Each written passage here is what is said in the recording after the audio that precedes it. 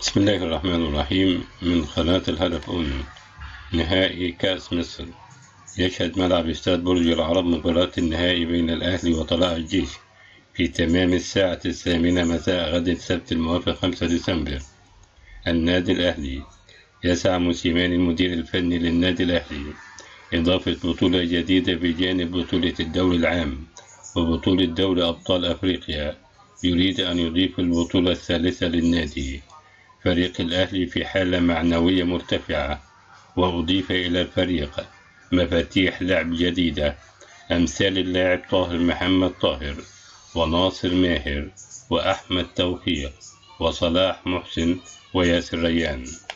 الأهلي يريد أن يحصل على البطولة رقم 37 لكأس مصر على مدار تاريخه.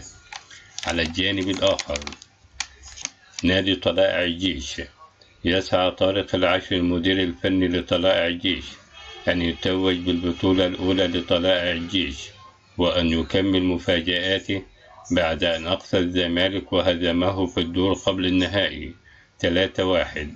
يريد أن يتوج ببطولة كأس مصر على حساب النادي الأهلي. يمتلك طارق العشري مفاتيح لعب جيدة بالفريق أمثال اللاعب أحمد سمير وناصر منسي وعبد الرحمن زولا وعمرو جمال.